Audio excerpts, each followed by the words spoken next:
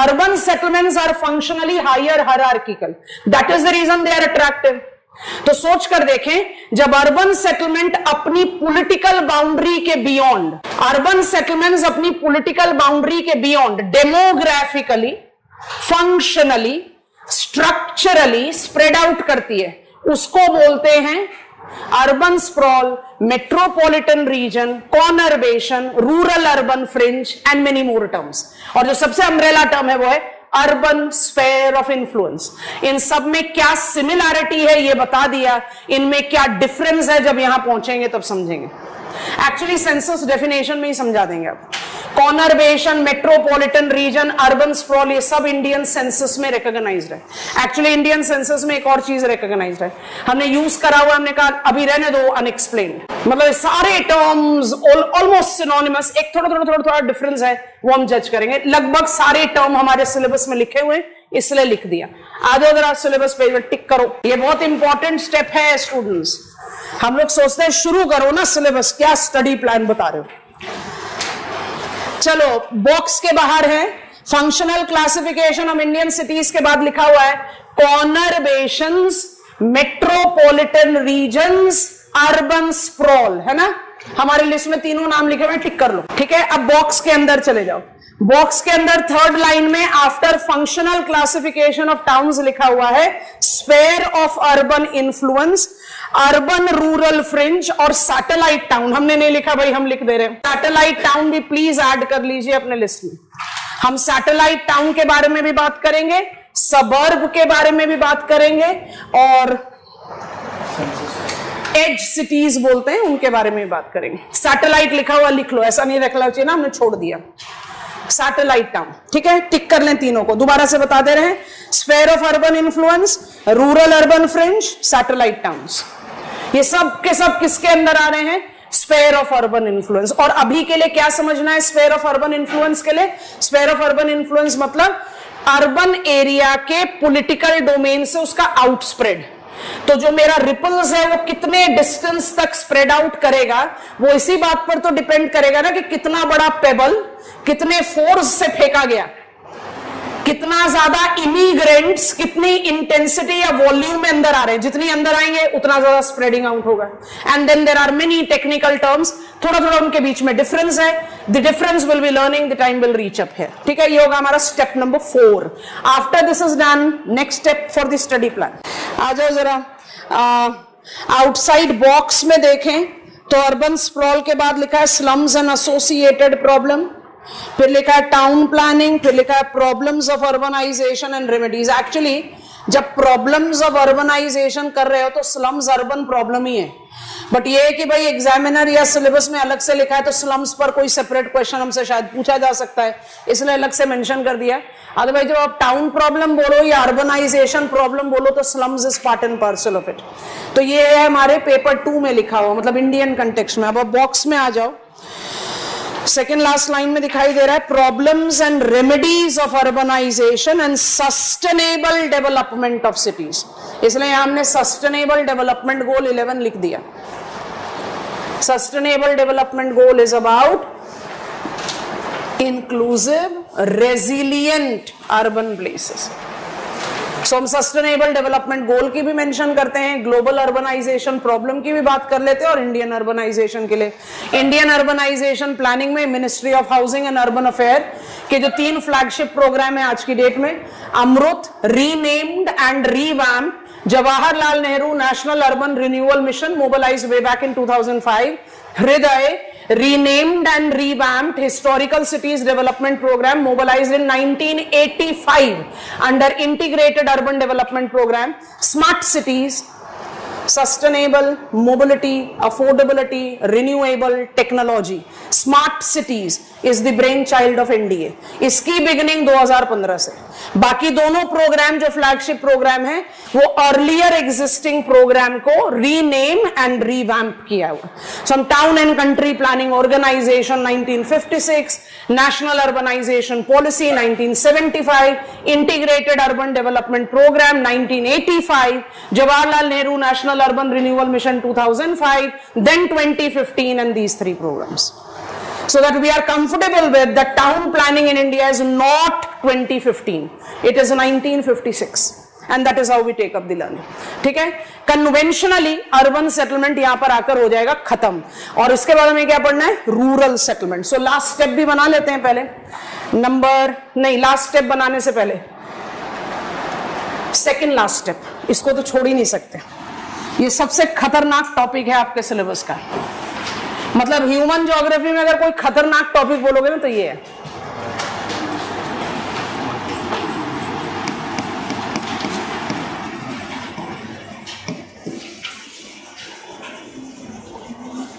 ये तो लिखा नहीं है सिलेबस में, बट ये मुझे कितना क्लियरली ऑर्गेनाइज करने में मदद कर देता है सिलेबस को.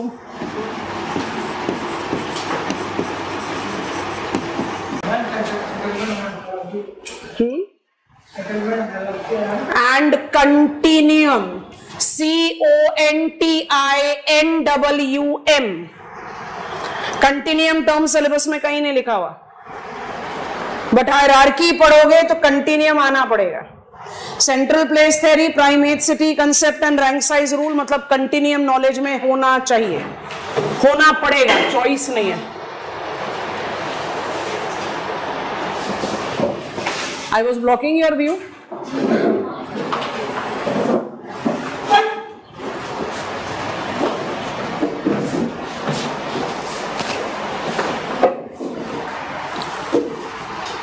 हम आपको डरा नहीं रहे, पर जब हम कहते हैं ना ये सबसे खतरनाक टॉपिक है, वो खतरनाक प्राइमेट सिटी नहीं है. प्राइमेट सिटी बड़ा इंटरेस्टिंग एंड इजी गोइंग है. रैंक साइज रूल थोड़ा सा ग्रिल करता है ब्रेन को. सेंट्रल प्लेस थ्योरी सिर्फ इसलिए डिफिकल्ट हो जाता है क्योंकि इसका जो डायमेंशन ऑफ थियोरेटिकल एज है ना, ये एक डिडक्टिव मॉडल है. मतलब you are sitting in lab and you have deduced something, तो इसकी कंपैटिबिलिटी रियल वर्ल्ड में डेवलप करने में ऐसा लगता है हम पढ़ क्यों रहे हैं, तो इतना थियोरेटिकल पता चल रहा है कि ये थियोरेटिकल है. तो we learn something which will give us a feel it is too theoretical, we should not be learning. Walter Christaller was a German geographer and he propounded central place theory way back in 1933, and basically he is considered to be the first quantitative contributor among geographers. और इनका जो theory है वो इतना theoretical frame पर based है कि हमें अपने आप एक रिलक्टेंस वाली फीलिंग होती है टू लर्न इट, कि हर चीज इतनी थियोरेटिकल है, कहां से इसकी वैल्यू होगी. But then when we derive out the meaning behind that hidden theory, then it is one of the very relevant things. Central place theory लिखा हुआ आपके models, theories, laws in human geography, Christaller and Losch, और आपके settlement के syllabus में लिखा हुआ है Mark Jefferson, primate city concept and rank size rule. आ जाओ जरा बॉक्स में और टिक कर दो. बॉक्स में पेपर 1 का है ये. Can you see second line of your syllabus? It is written concepts of primate city and rank size rule, है ना. और towards end लिखा हुआ है central place theories of Christaller and Losch. ठीक है ना, टिक कर लीजिए.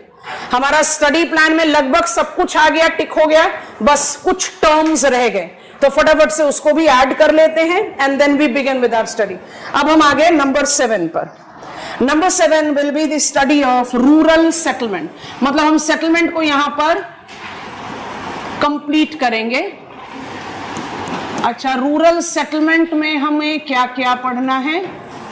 हमें पढ़ना है types of rural settlement, patterns of rural settlement, morphology of rural settlement. Morphology को जरा बबल में डालेंगे.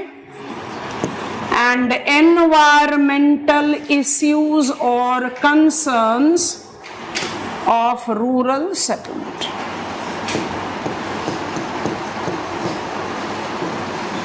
बहुत इजी गोइंग टॉपिक.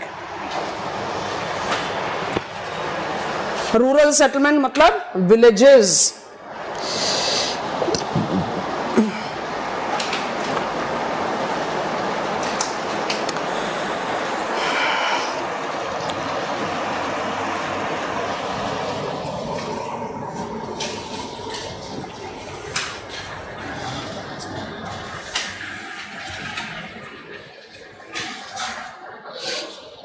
ठीक है, चलो आपको ऑफिशियली इसको भी टिक करवा देते हैं. बॉक्स के बाहर देखें, आपका सिलेबस इंडियन सेटलमेंट का शुरू ही हुआ है. Types, patterns and morphology of rural settlement. Morphology को बबल में क्यों डाला अभी 2 मिनट में देख लेना, और उसके बाद बॉक्स में एंटर करो types and pattern of rural settlement and environmental issues in rural settlement. दिख रहा है? मतलब पेपर 1 में ग्लोबल पर्सपेक्टिव में आपको टाइप्स और पैटर्न ही पढ़ना है, और इंडियन पर्सपेक्टिव में टाइप्स, पैटर्न एंड मॉर्फोलॉजी पढ़ना है। Environmental issues in rural settlement world India दोनों की नॉलेज में होना चाहिए, इसलिए उसको बबल में डाला नहीं। कुशाग्र मॉर्फोलॉजी का मतलब होता है ना इनसाइड, तो morphology of villages inside the village, morphology of urban places inside the city, what is the land use pattern. समझ में आ रहा है कि नहीं? गूगल मैप को इमेजिन करो, जूम आउट, जूम इन। जब आप जूम आउट कर रहे हैं तो आपको क्या दिखाई दे रहा है? एकदम रेक्टेंगुलर पैच में कुछ छोटे छोटे छोटे छोटे बॉक्स बने हुए हैं, कंस्ट्रक्टेड एरिया, यस और नो। और जैसे जैसे जूम इन करते चले जाओगे और करते चले गए and you have entered inside, तो इनसाइड आ गए तो थोड़ी दिखाई देगा कि वो कितना क्लस्टर्ड है या डिस्पर्स्ड है। क्या दिखाई देगा? स्ट्रीट नेटवर्क क्या है, ओपन स्पेस है कि नहीं, बिल्डिंग मटेरियल क्या है, एक्सेट्रा। उसको क्या बोलते हैं? मॉर्फोलॉजी। तो हमें मॉर्फोलॉजी ऑफ अर्बन प्लेसेस भी पढ़ना है, मॉर्फोलॉजी ऑफ रूरल प्लेसेस भी पढ़ना है, but rural only in context of India. Rural morphology paper 1 में नहीं है। Can you see this? Paper 1 में सिर्फ types and pattern of rural settlement लिखा हुआ है, मतलब वर्ल्ड ज्योग्राफी में types and pattern, and there is a rational to it, will be explaining once we reach there. Comfortable? ये होगा आपका study plan for settlement geography. इसमें कोई चीज डिफिकल्ट है तो वो थियरीज, जो हमारा सेकेंड लास्ट स्टेप होगा। बाकी सब कुछ इजी गोइंग है। You are aware of, we are the first hand experience holder of town problems. बस यही चीज है कि आंसर लिखते समय कैरीड अवे नहीं हो जाना, कि एग्जामिनर ने कहा राइट अबाउट टाउन प्रॉब्लम और आप अपना दुखड़ा रोने लग गए, बिजली नहीं, पानी नहीं, वाटर लॉक्ड, ये वो वाला काम हो जाता है। हम we don't realize and we start writing. थोड़ा सा फॉर्मल ट्रैक पर रहना है, but it is something that we are compatible, we know and we can easily correlate, theories को छोड़कर। दीक्षा हम ना आपके ना पिटाई कर देंगे, ये देख लो कहां गया ये।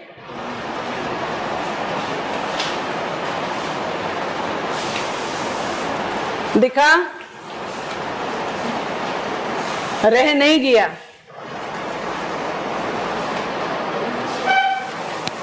हाँ, टाउन प्लानिंग दोनों कंटेक्स्ट में है।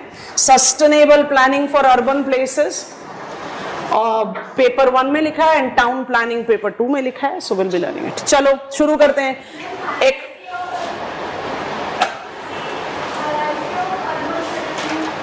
हायरार्की ऑफ अर्बन सेटलमेंट आपने थियरीज के साथ लिखी।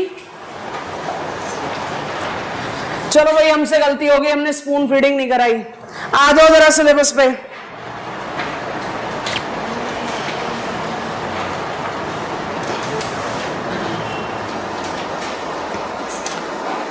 बॉक्स में देखो, यहां पर भी ये लोग पूछ रहे हैं, हद हो गई। चलो हमारी गलती, माई मिस्टेक, हमें टिक कराना चाहिए था, आपकी गलती नहीं। लिखा है, हाँ अब देख लो, हमने नहीं टिक कराया, हमारी गलती। बॉक्स में फर्स्ट लाइन के एंड में लिखा है हायरार्की ऑफ अर्बन सेटलमेंट, हमने लिखा स्टडी प्लान में।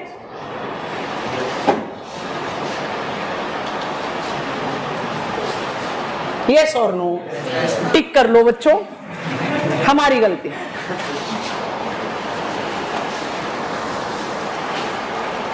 चलो अब शुरू करते हैं अर्बन। अच्छा, इससे पहले क्या करते हैं, एक बेसिक इंट्रोडक्शन लेते हैं।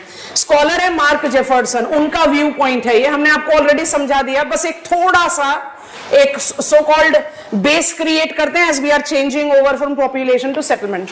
What is settlement? जैसे हमने आपको स्टडी प्लान देते समय भी बताया, दोबारा रिपीट कर रहे हैं, it's a built up area that we humans construct to live in. तो बिल्ट अप एरिया के दो कैटेगरीज हो सकते हैं, एक को बोलते हैं स्टेबल और एक को बोलते हैं टेम्पररी या unstable. What is stable settlement? Stable settlement accounts for 95% of global population, which is divided into rural and urban settlement. Unstable किस कैटेगरी को बोलते हैं? अनस्टेबल बोलते हैं of the settlements that are been developed by primitive nomadic people, जो कहीं एक जगह स्टेबल रहते नहीं. So wherever they take their temporary stay, they tend to erect out tents or any temporary construct to live in. When we as a settlement geographers attempt to study settlement geography, हमारा by default focus कहाँ रहता है? Stable settlement. So settlement geography is essentially the study of stable settlement. 1, 2. It is considered to be the most fundamental constituent of cultural landscape. We humans, when started occupying planet Earth, जो सबसे पहला imprint of our occupants था, वो था to develop a built-up area to live in. तो cultural landscape का सबसे elementary imprint क्या होगा? Settlement. Settlement is always denoted with the term settlement system. How many constituents are there in settlement system? There are two constituents of settlement system: rural settlement and urban settlement. Rural and urban settlement makes up a settlement system. They complement each other. Rural settlement, village, provides urban settlement, city, with the basic goods and services. हम urban dwellers के लिए food कहां से आ रहा है? Rural area से. Rural area से ही हमारे पास मेजर लेबर सप्लाई आ रहा है. टोडारो मॉडल को रिकॉल करो. रूरल एरिया से ही हमारे लिए raw material for our agro processing industry आ रहा है. तो rural settlement tends to provide urban settlement with the lower order goods and services, food staff, raw material, labour. An urban settlement provides rural settlement with higher order goods and services. We are typical rural dwellers. हमारी जो day to day requirement है वो मुझे rural area में मिल जा रही है. But say I need to have higher education, I'll go to urban area. I need to have specialized medical service, I'll go to the urban area. I need to do shopping for certain specific occasion of the family, say wedding, I'll go to urban area. So urban areas provides rural areas with higher order goods and services. So rural and urban settlements complement each other's existence. They make a settlement system. और जब आप इस topic पे पहुंचोगे ना, hierarchy, हमने इसको क्यों लिया है ब्रिज टॉपिक? क्योंकि सेंट्रल प्लेस थ्योरी का अगर एक ग्लिम्स आपको समझाएं तो वॉल्टर क्रिस्टालर कहते हैं हर सेटलमेंट एक सेंट्रल प्लेस है. थ्योरी का नाम है ना सेंट्रल प्लेस. सेंट्रल प्लेस को सप्लीमेंट कर दो मार्केट प्लेस. हर सेटलमेंट एक मार्केट प्लेस है. Every settlement is providing goods and services to its population and also to the population of lower ranking settlement. भाई दिल्ली में JNU है, दिल्ली यूनिवर्सिटी है, IIT कैंपस है, तो क्या ये प्रोहिबिटेड है दिल्ली डोमिसाइल लोगों के लिए? तुम मत आना भाई, बाकी सारे इंडिया और वर्ल्ड से लोग आ जाएंगे, नहीं ना. तो Delhi is providing educational services to its own population and population of lower ranking settlement. Town dweller, village dweller, city dweller can come to Delhi to attain higher education. Yes or no? तो जब आप बात करते हो ना central place as market place, तो mega city भी central place है, सिटी भी सेंट्रल प्लेस है, टाउन भी सेंट्रल प्लेस है, विलेज भी सेंट्रल प्लेस है. Village is providing goods and services to its own population. Why village is lower ranking and mega city is top ranking? क्योंकि हर migration में भी समझाया था, हर सेटलमेंट की फंक्शनल कैपेसिटी उसके बार मैग्नेट का साइज डिटरमाइन करती है. जितना बड़ा सेटलमेंट, इसका मतलब वो उतना ज्यादा फंक्शनली डाइवर्सिफाइड, उसकी उतनी बड़ी gravity field. I hope you are understanding. So rural और अर्बन सेटलमेंट को एक पार्ट ऑफ सिस्टम के तौर पर पढ़ना जरूरी है. बट क्योंकि हम लर्न शुरू कर रहे हैं, इसलिए हमने टॉपिक नंबर 2 लास्ट डिसाइड करा कि आपको सेटलमेंट कंटिन्यूम और हायरार्की वहां समझाएंगे. तब तक हमारा अर्बन सेटलमेंट का जो एक aware kind of a thing है वो बिल्कुल डन हो जाएगा. तो it will not sound to be difficult.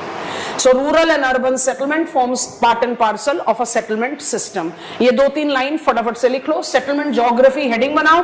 Introduction के 2-4 लाइन, ज्यादा नहीं, 30-40 वर्ड. और फिर शुरू करते हैं अर्बन डेवलपमेंट।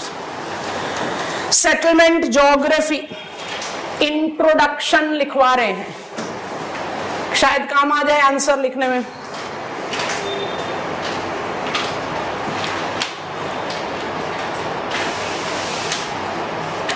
पॉइंट नंबर 1 लिखेंगे, the built up area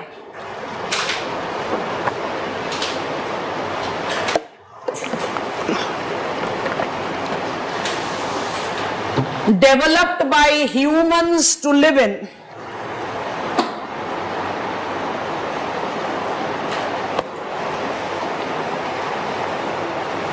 is called settlement.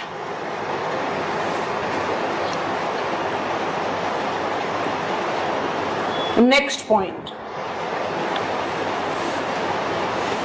it is categorized into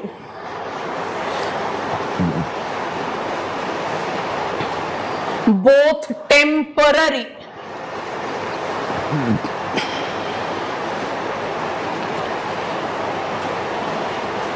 and stable categories.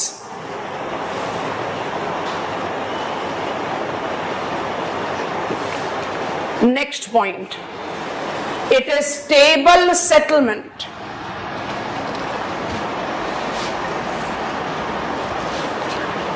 It is stable settlement that is considered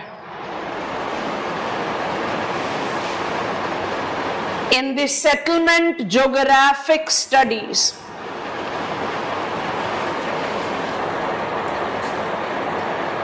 involving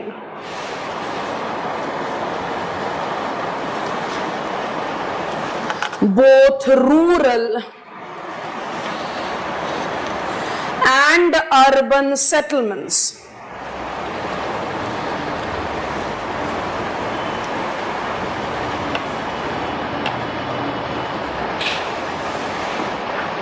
Last point, both these constituents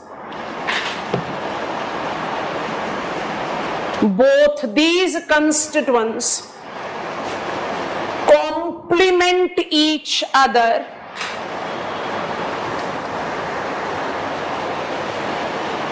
making settlement system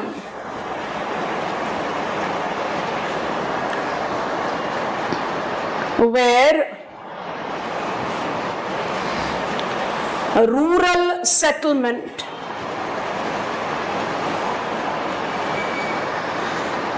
provides urban settlement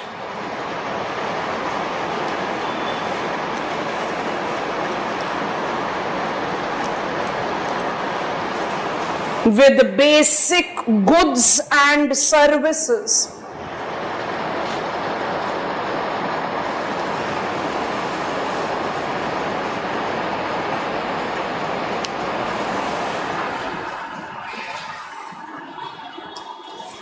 whereas urban settlements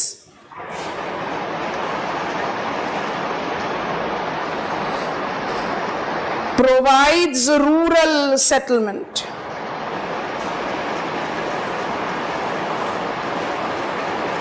with higher order goods and services. With higher order goods and services.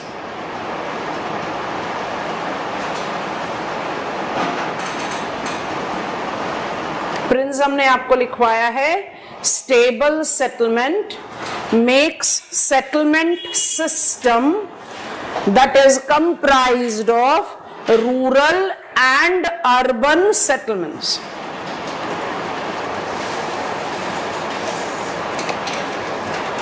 ठीक है, उसके आगे तो आपने लिख लिया। जब rural settlement की बात करते हैं तो क्या बोलते हैं, लोअर ऑर्डर है, why provides basic goods and services, और अर्बन सेटलमेंट को क्या बोलते हैं, higher order, providing higher order goods and service, something which is value added, but that doesn't make them competing with each other, they complement each others existence. That is the reason settlement system. हम इसका expression का इस्तेमाल करेंगे यहाँ GK GIF. Eventually. चलो, ये हो गया आपका एक बेसिक इंट्रोडक्शन। अब पहला हेडिंग बनाओ। हमारे स्टडी प्लान के हिसाब से पहला हमारा हेडिंग है urban development.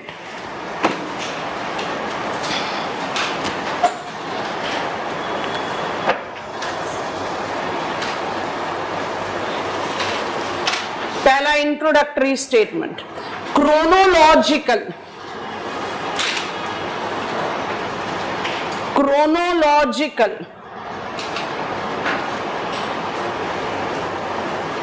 growth of urban settlements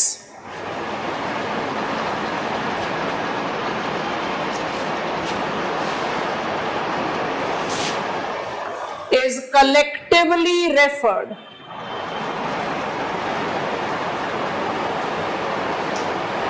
as urban development.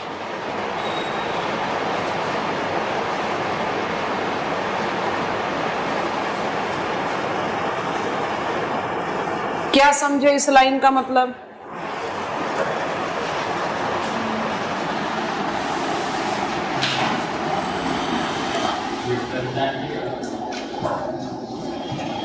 क्या समझे इस लाइन का मतलब?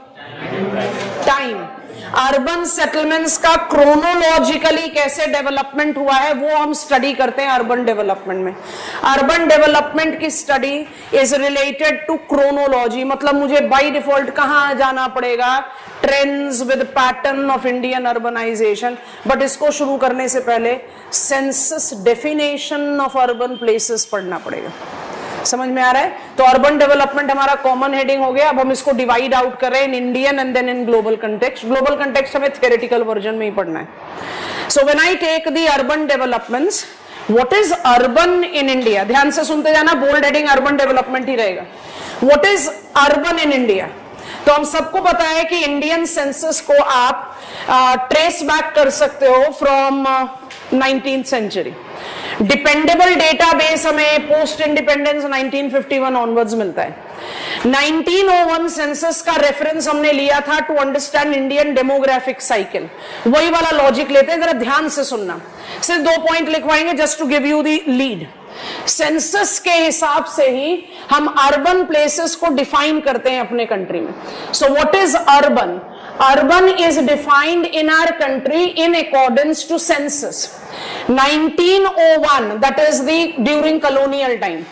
Which were the places, which were the settlements that were called urban? Settlements were called urban if they were engaged in trade and commerce.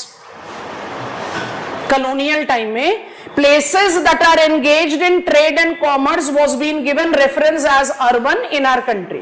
एक बड़ा ही controversial clause added था, even if I am not engaged in trade and commerce, but census officer feels that this particular place can be designated as urban, तो urban designate हो जाता था।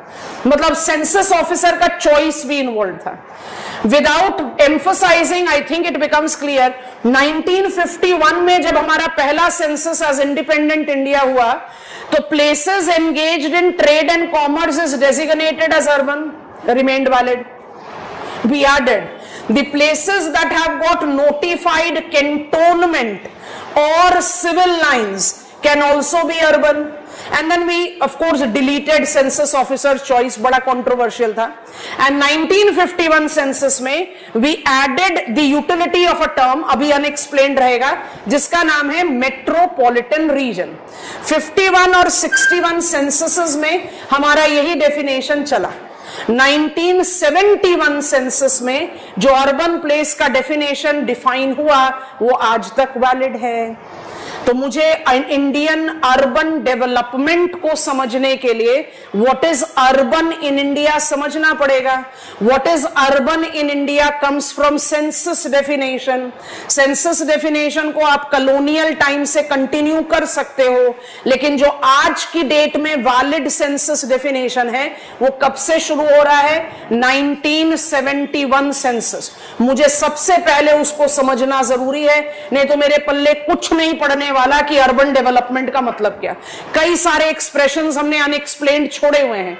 Increasing gap between census and administrative town, top heavy pattern, urban agglomeration, इनका मतलब क्या है? जब तक ये समझेंगे ही नहीं तो फिर आगे बढ़े कैसे कि फंक्शनल क्लासिफिकेशन करना है कि मॉर्फोलॉजिकल स्टडी करना है। So we want to take that, ठीक है।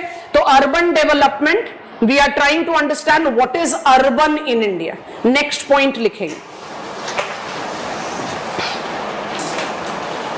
In India, urban places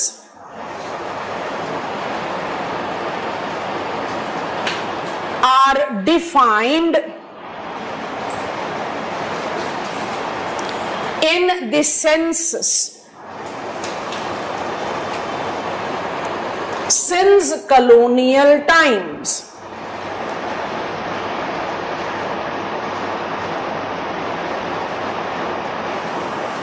Next point. Census definition of urban places. Census definition of urban places in 1951 census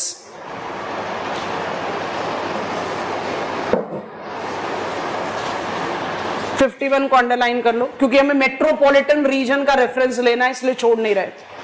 1951 census included,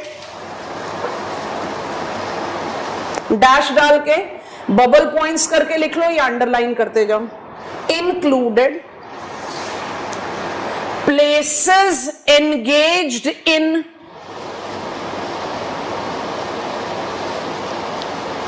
trade and commerce,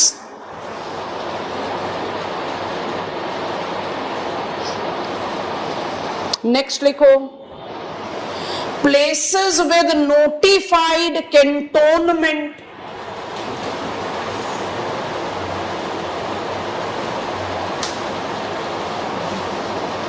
notified cantonment or civil lines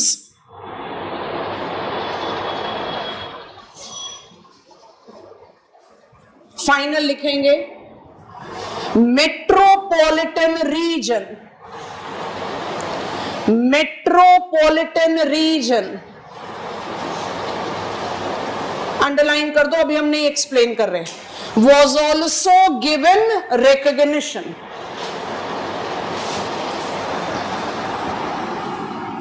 was also given recognition,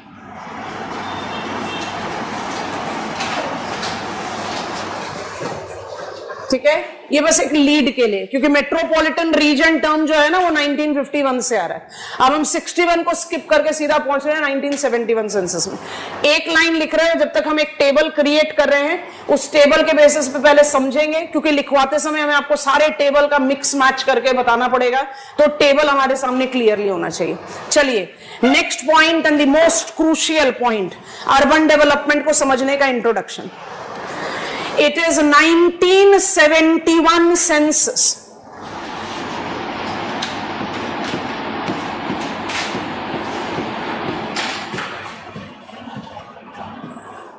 that provided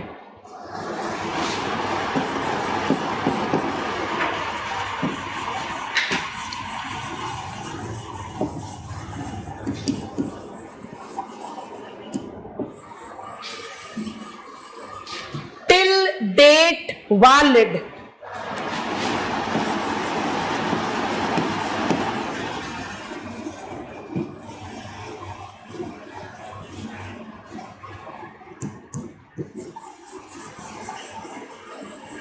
census definition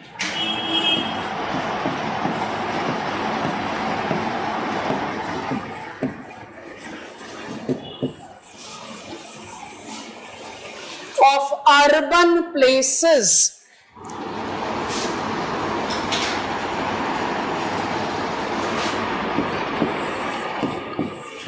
these includes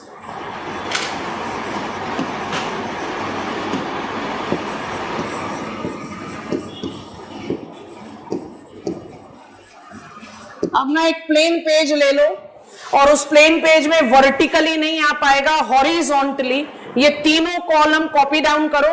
top पर हमने 1971 census लिखा है, जगह चाहिए अभी लिखने के बाद श्रिंक कर देंगे। कॉपी डाउन करते जाओ हमारे साथ, ऐसे 3 कॉलम बनाने हैं आपको। 3-fold criteria, class categories and urban unit.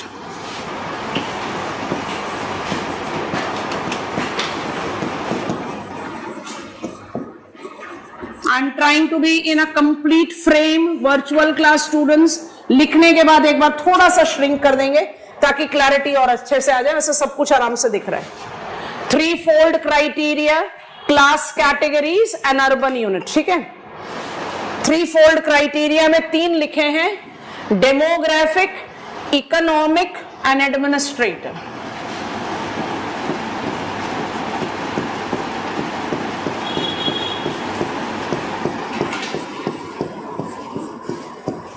और सब लोग देखो हम क्लास कैटेगरी कैसे तैयार कर रहे हैं। आप भी बिल्कुल इसी टेक्निक से करना, कभी गलती नहीं होगी। Bottom to top,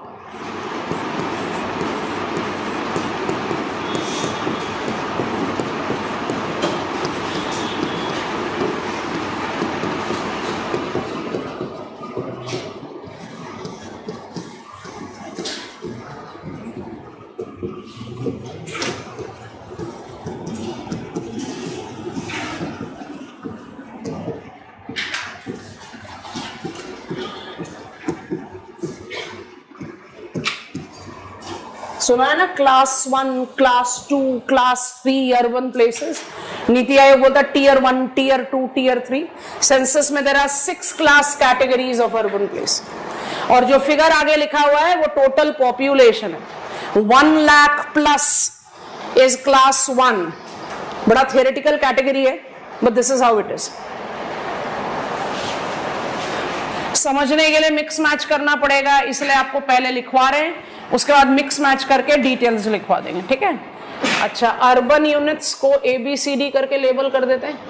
A census towns, B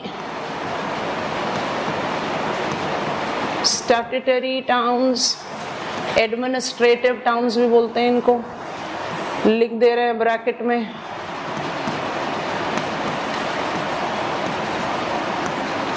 C urban agglomerations,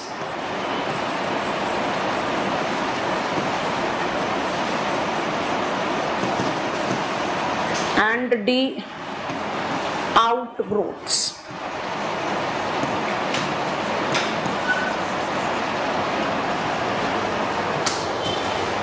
सब विजिबल है, हम स्क्रीन से बाहर जा रहे हैं, बिल्कुल कॉपी करके गो अहेड दो। कुछ नहीं समझ में आया तो समझाया नहीं है तो समझ कैसे आएगा, कॉपी डाउन करो पहले। चल रहे हैं, आपने इसको लिख लिया है तो हम इसको थोड़ा सा मिसअप कर सकते हैं, थोड़ा ध्यान से सुनो, समझो, लिखवाएंगे सब कुछ। अर्बन डेवलपमेंट को समझने के लिए सबसे पहले जरूरी है अर्बन क्या है, पहले ये तो समझ में आए। तो in India urban is defined as per census definition, और census definition time and again change होता रहा है। 1971 का जो census definition of urban place है वो आज तक वैलिड है। आप सबको पता है आज तक मतलब हमारे पास 2011 का सेंसस है, and it is likely to get moulded in 2021 census, क्योंकि 2001 में भी बड़ा स्ट्रॉन्ग डिमांड था कि ये जो है थोड़ा आउटडेटेड है। सोच कर देखो ना, आप कह रहे हो class 1 urban places will be the places that have got 1 lakh plus population. Greater Mumbai is the top most mega city of our country. आप बेस पॉपुलेशन 1 लाख बोल रहे हो, ग्रेटर मुंबई का पॉपुलेशन 19 मिलियन है। 1 lakh is too small population size for country like India। मतलब हमारे country में तो विलेजेस हैं जिनमें 1 लाख से ज्यादा पॉपुलेशन है। ये टोटल पॉपुलेशन का फिगर जो है वो बड़ा ही इरैशनल है इंडिया के लिए। And also that you can easily understand, 99,999 population है तो आप क्लास 2 हो। 1 लाख प्लस हो जाएगा तो आप क्लास 1 हो जाओगे। तो ये तो अपने आप ही बहुत थियोरेटिकल है, but then it provides me the base to understand कि हम class categories of urban places कैसे डिफाइन करते हैं on the basis of total population. Is it only total population? Column 1 को जरा कंसंट्रेट कीजिए। For a place to be designated as urban, कुछ नहीं लिखना है वर्चुअल क्लास, टेबल को देखते जाओ और समझो। For a place to be designated as urban, it should satisfy threefold criteria.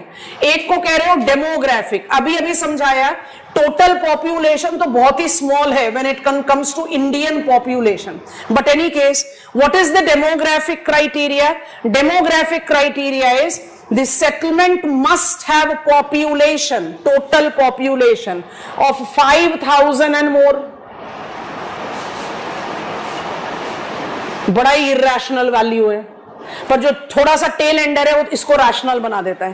Population density should be 400 persons per square kilometre and more.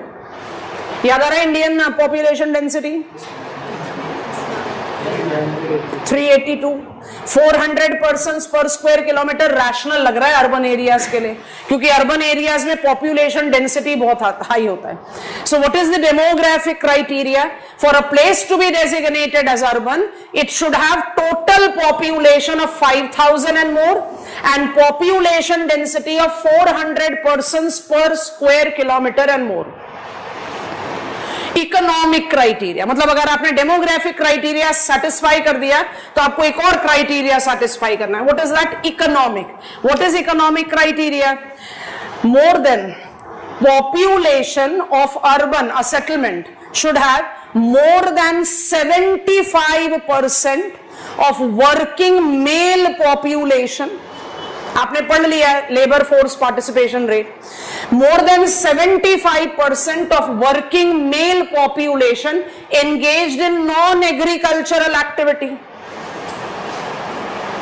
For a place to be designated as urban, it should have 5,000 and plus population, 400 persons per square kilometer of population density, and more than 75% of its working male population should be engaged in non-agricultural activity. बात समझ में आई? अच्छा, थोड़ा सोच कर देखो, हम जानबूझकर इसको लिखेंगे यहाँ। आप लोगों ने टेबल कॉपी कर लिया है तो हमारे पास मैनिपुलेशन करने का पूरा स्कोप है। अब जरा ध्यान से सोचें और समझें। What I am asking all of us to interpret, क्या हम ये कहते हुए सही लग रहे हैं कि डेमोग्राफिक और इकोनॉमिक क्राइटेरिया ऐसे हैं जो बड़े स्पॉन्टेनियस सीक्वेंस में डेवलप हो सकते हैं किसी सेटलमेंट में?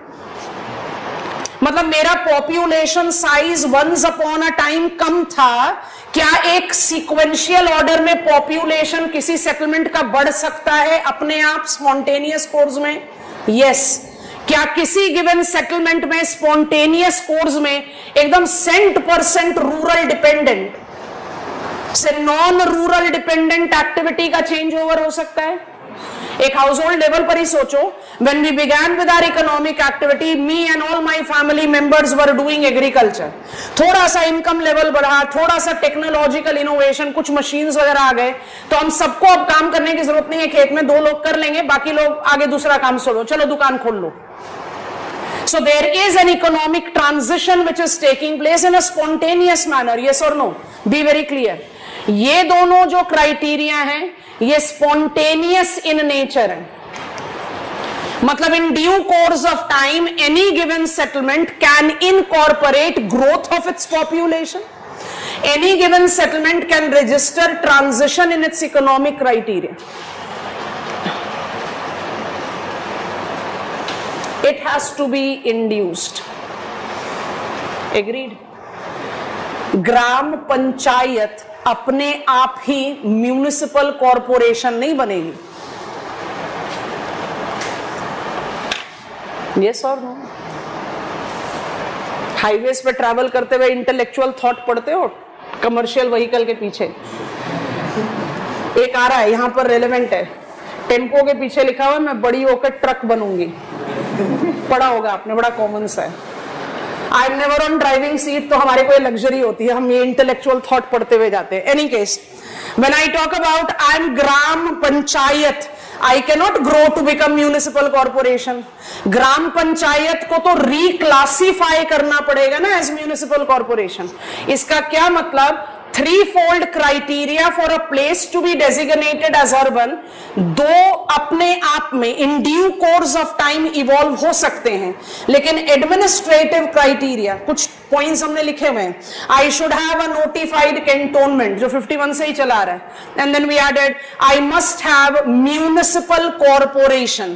तो म्यूनिसिपल कॉर्पोरेशन तो इंड्यूस करना पड़ेगा, और इंडक्शन का फॉर्मल टर्म क्या है सेंसस में, रिक्लासिफिकेशन। ठीक है, अब जरा स्विंग करो कॉलम 3 पर। How many urban units census of India demarcate, 4। सी और डी को छोड़ दो थोड़ी देर के लिए, अभी अर्बन अग्लोमरेशन एंड आउटग्रोथ हमारे राडार पर नहीं है। सेंसस टाउन एंड स्टैट्यूटरी या एडमिनिस्ट्रेटिव टाउन है। What are census towns? Census towns are those towns which satisfies 2 out of 3 criteria to be called as urban. दोबारा से, what is census towns? Virtual class, what is census towns? Census towns are those urban unit which is satisfying maximum but not all. It is satisfying 2 out of 3 criteria for a place to be designated as urban. कौन कौन से criteria? Demographic and economic. And what will be the statutory towns? Those settlements which are satisfying all the 3. आपने migration में एक statement लिखा था, there has been increasing gap between census and administrative town. इसका क्या मतलब, number of settlements that are satisfying 2 out of 3 criteria. नाम बताओ जल्दी जल्दी। Demographic and economic is growing much more faster than the settlements which are satisfying all the 3. क्यों fast growth हो रहा है? क्योंकि वो तो स्पॉन्टेनियस इन नेचर है। और क्यों एडमिनिस्ट्रेटिव टाउन्स नहीं बढ़ पा रहे उस तेजी से? Because we are not reclassifying them. बात समझ में आ रही है? तो सोच कर देखें, जब आप अर्बन प्लेसेस को काउंट करोगे ना, हम एक 2011 सेंसस का, आई होप ये लिंक टूटा ना हो, जल्दी से खुल जाएगा तो आसान हो जाएगा। देखो जरा,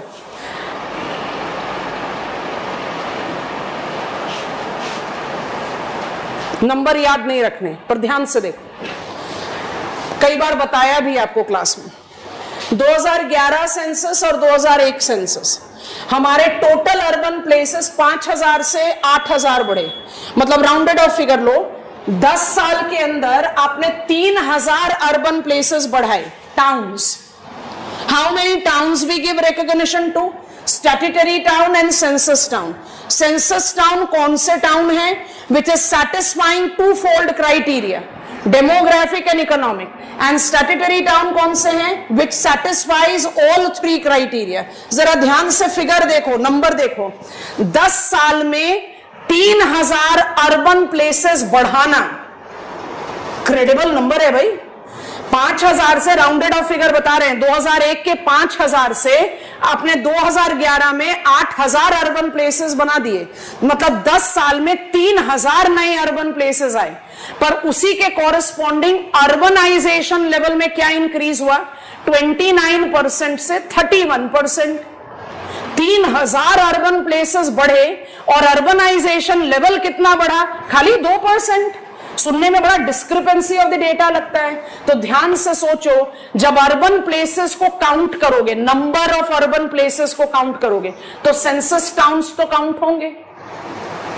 सेंसस अर्बन यूनिट में कैलकुलेट कर रहा है ना, स्टैट्यूटरी टाउन और सेंसस टाउन दोनों को। अभी ये दोनों वेट कर रहे हैं। अर्बन अग्लोमरेशन और आउटग्रोथ अभी हमारे हिडन है, हम उनके बारे में बात नहीं करें। तो I have got 2 types of town.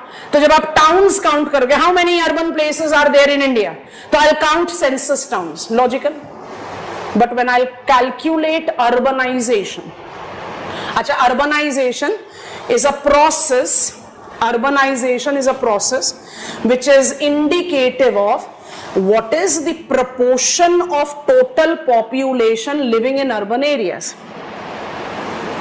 जब आप अर्बनाइजेशन लेवल्स कैलकुलेट करोगे तब क्या आप उस पॉपुलेशन को कंसिडर करोगे जो अभी भी administrative jurisdiction of gram panchayat है? Sounds logical? What is the urbanization in India? Exponential. किस पैरामीटर पर? Number of urban places are increasing exponentially. And what is the urbanization levels of India? 31%. Why? Because 90% increase, इसलिए table खोला है, 90% increase in the number of urban places have been of census towns. Administrative town का number देखो, 3799 है, round of कर लो, 3800 कर लो, और बड़ा कितना? 4000. इसका ग्रोथ देखो और इसका ग्रोथ देखो, 1100 से near 4000. 90% urban places registered in India in 10 years of the growth. जो 3000 आप बोल रहे हो वो किस पर ग्रोथ गया? सेंसस. क्यों गया? क्योंकि डेमोग्राफिक और इकोनॉमिक तो स्पॉन्टेनियस है. कौन सी चीज को इंड्यूस करनी पड़ती है? एडमिनिस्ट्रेटिव. वो हम करते नहीं है. हम ये तो नहीं लिखेंगे, हमें एडमिनिस्ट्रेशन के अगेंस्ट नहीं सुनना चाहिए, but we have been proven लगाड. मैकिन्से ग्लोबल रिसर्च इंस्टीट्यूट कहता है कि अगर 2011 में इंडिया ने रिलीजियसली रिक्लासिफिकेशन दिया होता तो इंडिया की अर्बनाइजेशन लेवल 48% होती. चाइना से भी 10% से ज्यादा. चाइना की अर्बनाइजेशन लेवल 38% है. क्योंकि हम रिक्लासिफिकेशन नहीं करते. और क्यों नहीं करते? हम पुश नहीं करते. आप सबको पता है एक बहुत छोटे से फैक्ट के साथ, farm income is exempted from income tax. जब तक आप रूरल हैं तब तक आप बेनिफिशियरी होल्डर हैं.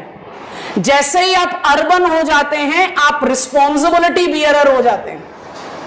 तो once the reclassification is done, तब आप नहीं रहना चाहोगे क्लास 6 में. तब तो आप पुश करोगे मैं मुझे क्लास 1 का डेजिग्नेशन मिले. पर जब तक रिक्लासिफिकेशन नहीं है, you are happy, let me be remaining as village. हमारा रिकॉग्निशन तो आता है census town, but then I don't count the population living in census town when I am calculating urbanization. बात समझ में आई? Have you understood increasing gap between census towns and administrative town? Yes no तो बोलो. Virtual class. And have you understood India ने 3000 urban places जोड़े 10 साल में, और what is the corresponding urbanization level increase? खाली 2%. सुनने में इतना अजीब लगता है क्योंकि 90% increase in that 3000 number is of which town? तो while counting the urban places you will count census towns, but while calculating urbanization you will not take, complete karo statement, you will not take population in administrative jurisdiction of ग्राम पंचायत. और ग्राम पंचायत अपने आप बड़े होके municipal corporation तो बनेगी नहीं, बनाना पड़ेगा. उसको क्या बोलते हैं? Reclassification. I think I have made the point clear. Virtual class. Yes, चलो ये वाला पॉइंट लिख सकते हैं. टेबल बना लिया है. टेबल के रेफरेंस से हमें मिक्स मैच करके सेंसस डेफिनेशन लिखना होता है, इसलिए तीनों कॉलम की रिक्वायरमेंट थी. ठीक है, तो हम पहले 3-fold क्राइटेरिया लिखते हुए ही 2 टाइप्स ऑफ अर्बन यूनिट्स को ऐड इन कर लेते हैं. मेरे ख्याल से हम इतना लिखवा सकते हैं. सेंसस डेफिनेशन कंटिन्यूड है. पॉइंट लिखो आफ्टर दिस इंफॉर्मेशन.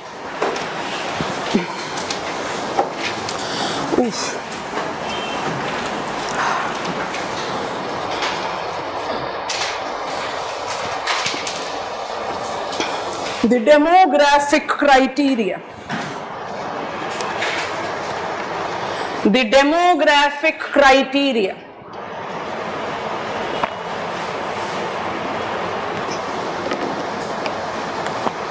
अंडरलाइन करके डैश डाल के लिखेंगे. Involves the requirement. Involves the requirement of total population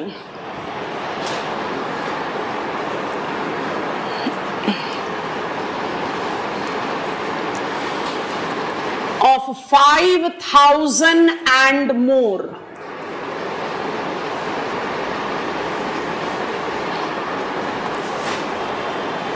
And population density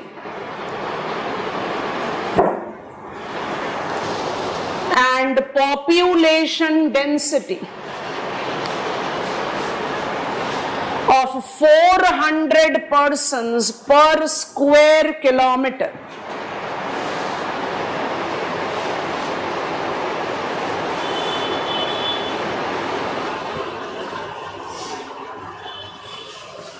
bracket में लिखेंगे it forms a spontaneous criteria. It forms the spontaneous criteria fulfilled by a settlement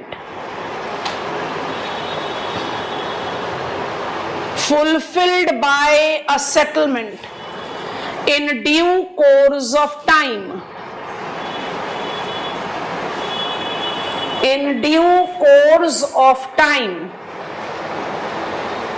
ठीक है, next लिखें economic criteria.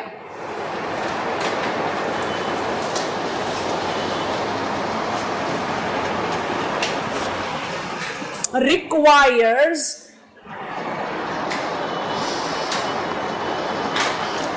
more than 75% of working male population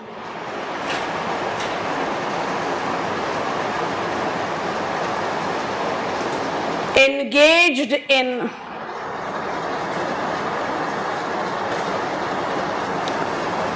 non-agricultural activity.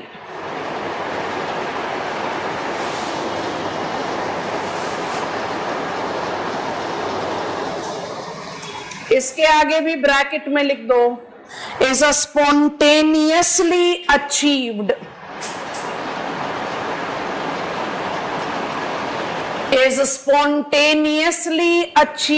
criteria.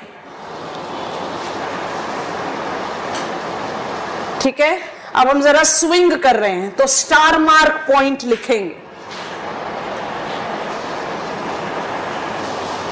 Census towns underline. Column 3 पे चले गए. Yes all of us. Census towns underline is the urban unit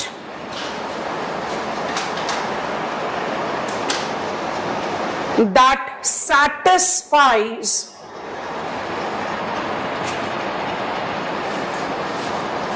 these twofold criteria.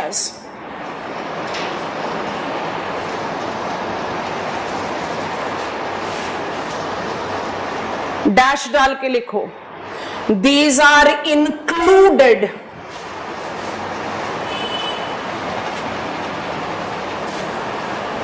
in calculating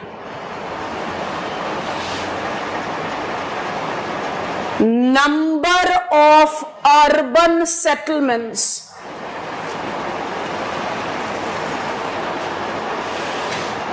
however its population is not considered, not को जरा boldly underline कर लो, is not considered in calculating bubble में urbanization levels.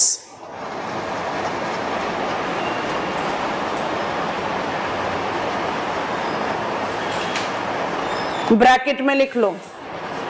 Urbanization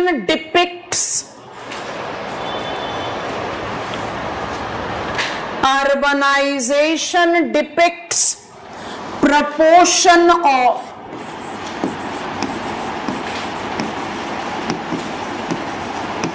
total population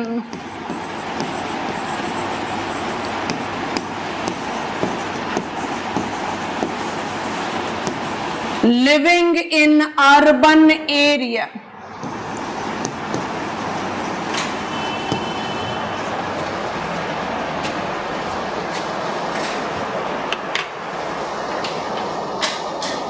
Bracket close कर दो. Urbanization and urbanism are not synonymous term.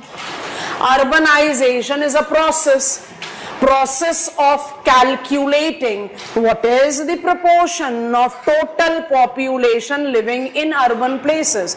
So what is the percentage share of total population of our country living in urban places?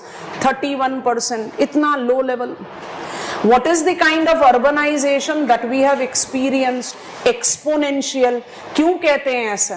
क्योंकि 10 साल में 3000 नए urban places जोड़े आपने, तो वो 3000 सिर्फ 2% क्यों रिफ्लेक्ट कर रहा है? क्योंकि 90% increase has been in census towns. और सेंसस टाउन्स क्या हैं? Census towns are one of the 4 urban units. Census towns are one of the 4 urban units that census gives recognition to. Census town कौन सा है? जो 3 में से 2 criteria तो सेटिस्फाई कर ही रहा है. तो जब आप अर्बन प्लेसेस काउंट करते हो तो सेंसस टाउन्स को इंक्लूड करते हो, पर जब आप अर्बनाइजेशन लेवल्स कैलकुलेट करते हो तब आप सेंसस टाउन के पॉपुलेशन को नहीं कंसिडर करते. क्यों? They are even now in the administrative jurisdiction of rural administration.